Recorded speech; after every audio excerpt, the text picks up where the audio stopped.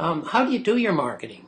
Like how is it? I see that you've got a gallery, the Mockingbird Gallery, Uh-huh. and I guess some of your stuff gets sold there. Are there other galleries, or how do you work mostly? How do you?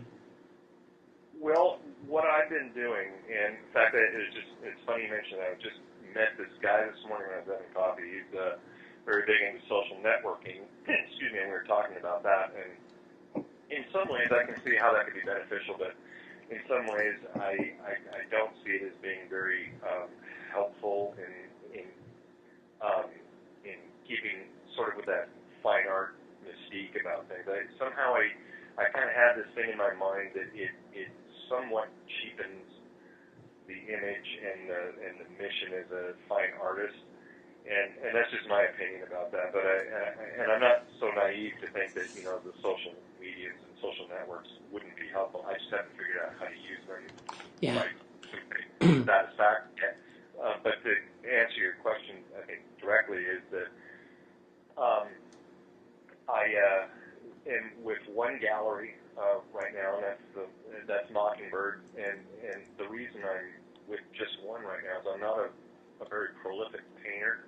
At least I haven't been. I'm getting better at it, and so keeping a gallery, flush with enough paintings has been a bit of a challenge for me.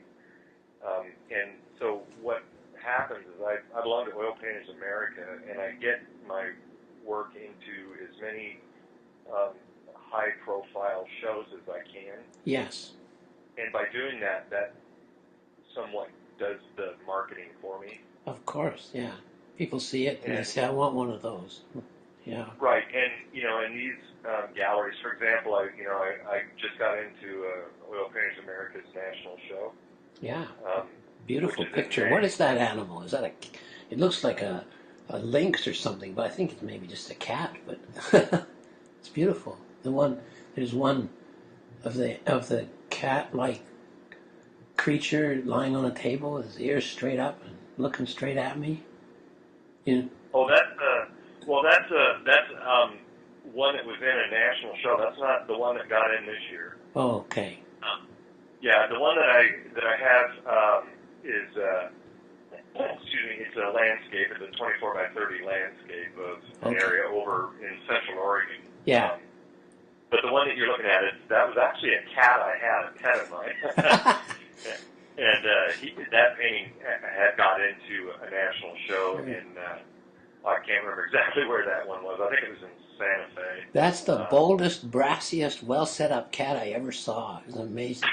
Yeah, I enjoy it. In fact, as I'm talking to you, I've got it hanging on my wall right now. I kept it. It's one of my favorite paintings. So. I bet.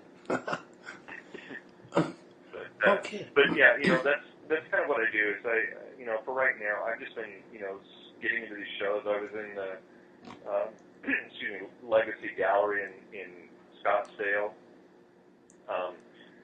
They had a salon show that they just started. They've done it for 2 years, and I've been fortunate enough to get into both of those shows.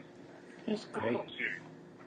So they advertise that heavily, and then you can people that are interested in the show can go online and they'll see my work there as well. Well, that's wonderful. It sounds like you're able to, they're pushing you for production. That sounds like a good, it sounds good. It sounds like Yeah, oh you're yeah. selling what you make, right?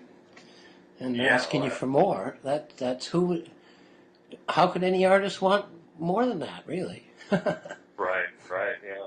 It's very And good. believe me, the more representation, the better. But I get some, and we all, as artists, we all have our opinions about how we approach this. And I guess I want my work to kind of be, the voice and the liaison between, excuse me, my ability to paint, and any success that I might have. That it's the front man, the liaison between myself and any artistic success that I might have. Excuse me. So I'm hoping that the artwork gets the attention and any success that Yeah, may follow is for a sure. result of